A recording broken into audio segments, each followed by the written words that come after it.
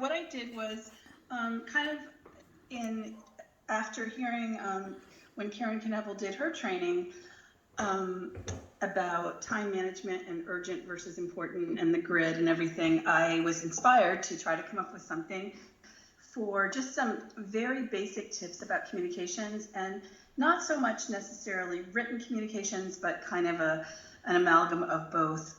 When you're talking to people, when you're on a Zoom call, when you're writing an email, when you're creating a document. So basically, the one thing that holds true through all the types of communication is that if you communicate well, it pretty much makes your life a lot easier than if you don't communicate well. And at the end of this presentation, I will share with you guys not only a copy of this deck, because it has some suggested, like on this page, this beginning page, just a few things about how to start a conversation, asking questions like, how can I support you? Or saying, oh, we can figure this out together. Just little prompts to help conversations. I always find it helpful to hear examples of how to do things. And I also have a couple of tip sheets that I will share with you guys so you can look at them later, and they have a lot more depth about what we're going to go over today. So what we're going to do in this session is just hit everything at the high level, and then you'll have the resources if you are interested, and plus you'll have me to tap if you have questions or you want to dive deeper on any of these in the future. So we'll get started. The first tip is to be clear and concise. And this is something that sometimes people get a little bit confused about, because I think, especially having gone through high school and college, in my case, there were many people that thought good writing means a lot of words, a lot of big words, a lot of flowery, long sentences. But actually, the mark of a good communicator is someone who uses the fewest words as possible to say exactly what they want to say. So you're precise, you're being very careful with how you're choosing your words so that the recipient of your message doesn't get confused or sidetracked. So it's one of those things that really, what I do sometimes if I'm having trouble writing something is I'll record myself just speaking. And if you write the way you speak and you just can speak clearly, it's like a trick to just get your mind working, because some people they don't feel it flows when they're looking at an empty page or an empty email screen.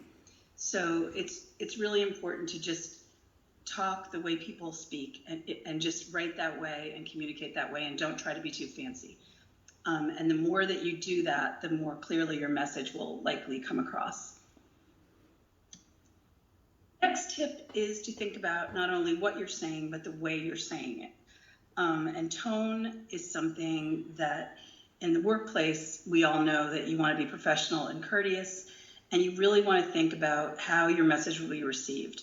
So it's something that, especially in difficult situations, tone can really help soften a message, or it could inadvertently make a message more, harsh than you want it to be.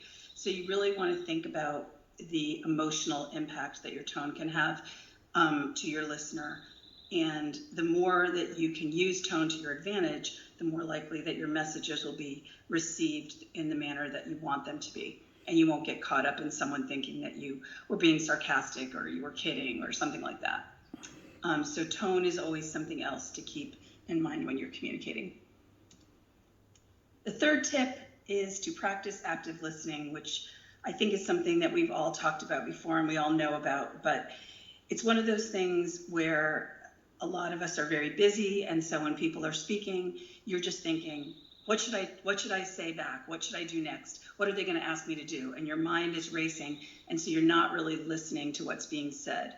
And this is kind of just a way to slow things down and really give your speaker the respect of giving them space to say what they would like to say, and for you to receive that fully. And even though you're slowing down, it actually improves communication, and it's more efficient because you are really hearing what's being said and you're not distracted by getting on to your response. So active listening is definitely something that you can practice either one-on-one with people, or you can even practice it right now while I'm doing this presentation. Another thing that we like to be mindful about is body language. And this, even though we're in a virtual world, it can be a little more challenging. Body language and everything that it conveys is still very important to your communications. Especially sometimes, like during a Zoom meeting or a Teams meeting, it could appear that you're not engaged or that you're bored or distracted. So it's just always good to remember to try to pay attention to how you are coming across on the camera. And not everybody is comfortable being on camera. And it's one of those things we've all had to get used to over the past few years. But it's definitely something you just want to keep in mind, that it makes a big difference to people when they can see that your body language is showing that you're listening and that you're engaged in whatever the conversation is. Another tip is to use technology effectively. We have, especially since the pandemic, we have definitely explored some other technology options that we previously probably weren't using quite to the extent that we are now, in terms of having virtual meetings versus in-person meetings and things like that. So really what you want to do is think about, when you're communicating, what is the best vehicle for my communication? If it's something really easy and quick, it's a yes or no, or it's a should we do this or not, Teams and email, really quick, really easy to sort of exchange very short and simple messages. But when we have things like meeting with multiple people, or you're discussing a complicated project or something new that you're exploring together with a group, it's probably easier to have a Teams call and use the video function and be able to exchange ideas with each other as if you were sitting around a virtual table, which we're not able to always do. But this is a way to kind of just keep technology in mind. It can be your friend if you use it correctly. And there's always these jokes about this meeting could have been an email. So try to think about, does my meeting really need to be a meeting, or can I, be more efficient by just using another kind of technology to do my messaging more quickly. Another thing when we're talking about written communication is to check your grammar and spelling. The good news is there are lots of ways within our technology that we use to help us do this. I'm sure that everyone is aware that you can do spell checks and grammar checks while you're working in either Word documents or in Outlook, or in basically pretty much everything that's Microsoft related. And doing this, even if it's just an email, it really does elevate your communications, and it can make whatever you're communicating more professional. I was talking to Brittany the other day about this. It's a sign of respect when you take the time to, for instance, spell someone's name correctly or get any details about that person correct. And it just elevates whatever the communication is, no matter how simple. If you've taken that extra minute or two to just make sure your grammar and spelling is on target, it really shows that you took the time to care and do it, make your message careful, and it just lends credibility to whatever you're communicating. Next tip is to be respectful of our cultural differences. And this is in our environment here at ALP.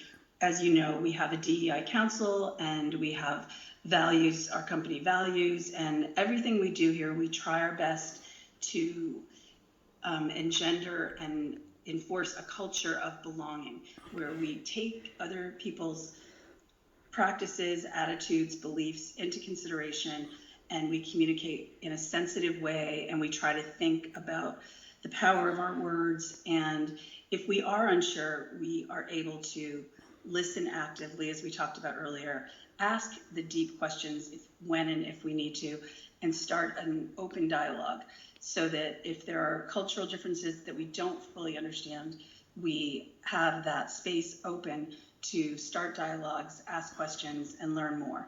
And in that way, we can all connect more closely with each other. And that just leads to better communications overall. Another tip, especially if you're in a project group, for instance, it's like a new project.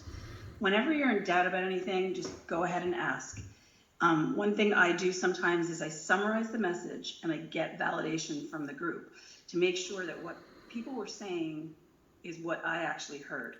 and that you mirror back the conversation in a way so you're comfortable that when you leave the conversation or the meeting, that you know what you need to do next, and you truly do understand what's happening. And there's lots of ways you can just ask people to repeat it.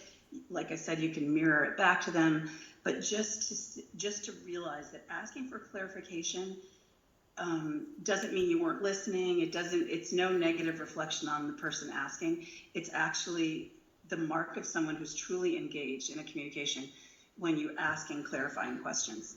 And we often do it in this group. Sometimes when people present, we have a few people that are identified to ask those clarifying questions at the end of the presentation. And it's just a way to just get in the habit of being comfortable asking questions. Another thing that we have also talked about in this group is the attention to being timely with our responses. I know this is something that we're already doing, but basically when you respond quickly to someone's request, be it on Teams message or an email or a phone call, you're showing that you value the other person, and you are showing respect, and it actually builds trust with your internal customers, with your colleagues on your team, because it really shows that you want to help and you are just acknowledging the other person. Sometimes half the response that you need to give someone is just acknowledging that you've heard them and doing so in a timely way. And it really can take, especially if there's an uncomfortable situation, it can really, really soften that, because people will feel, oh, you heard me and you're getting back to me, and I've been, I'm being acknowledged. So that's a really important thing in communications. Another thing sort of along that same line is to take responsibility if there is a misunderstanding. And it's a pretty simple process that we don't always do. It's a little bit uncomfortable, but it's basically to just bring it in the light of day and acknowledge it. And if you have a responsibility for part of it, just go ahead and take that.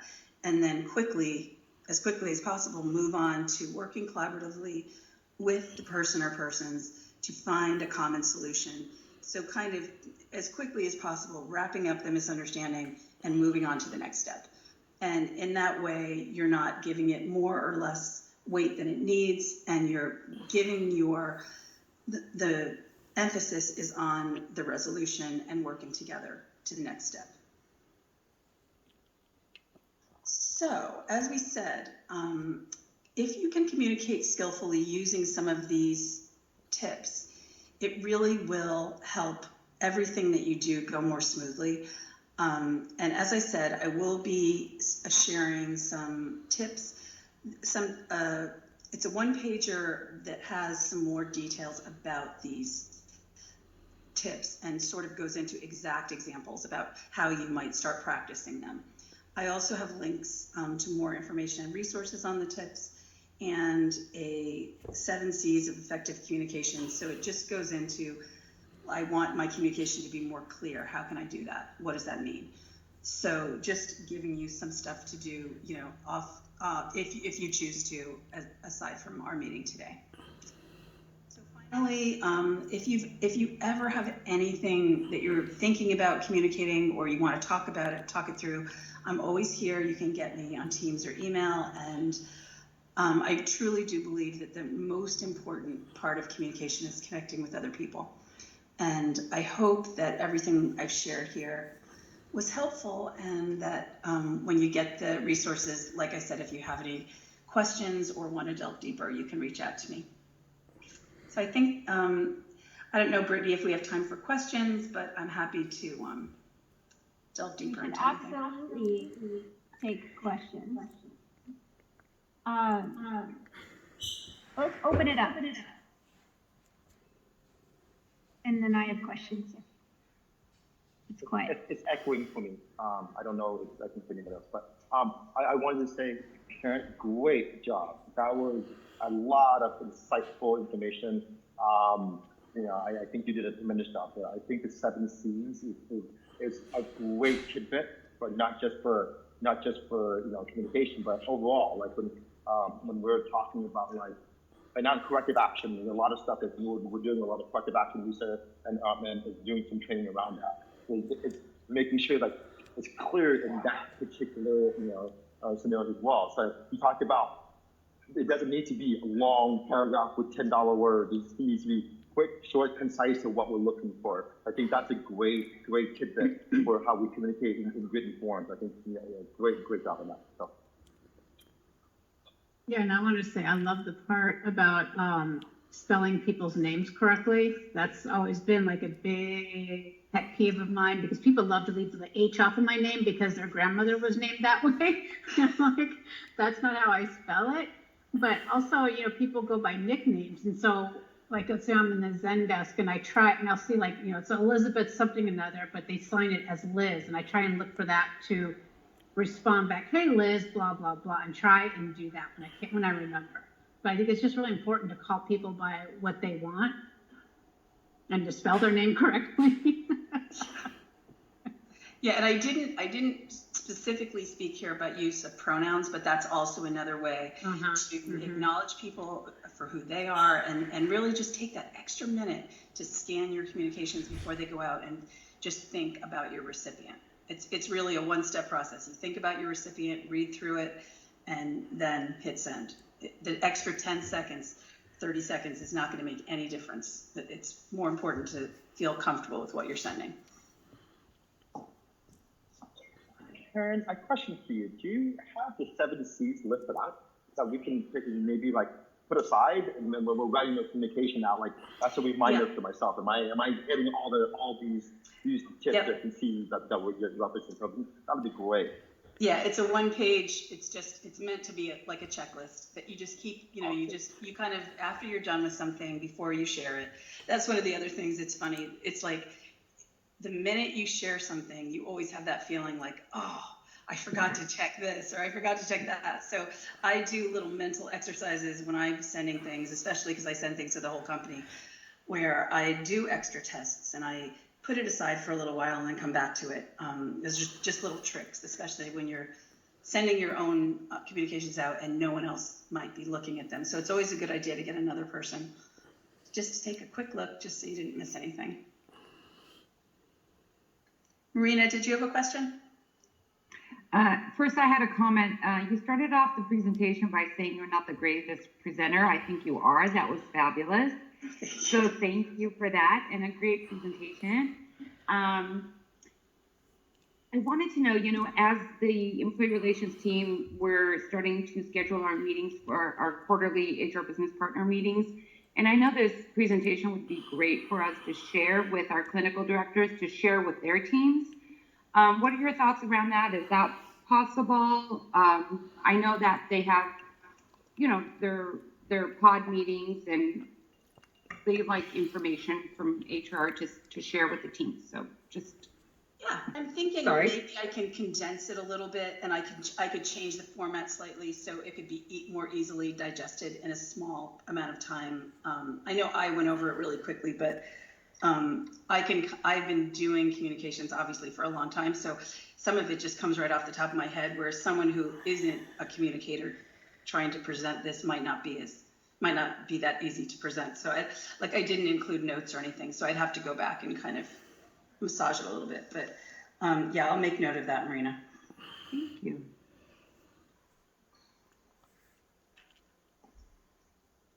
Can I ask a question now? Sure.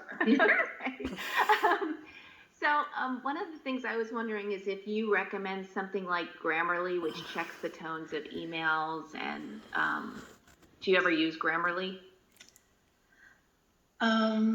I don't use Grammarly, but I wouldn't say that I would not recommend it to anyone else.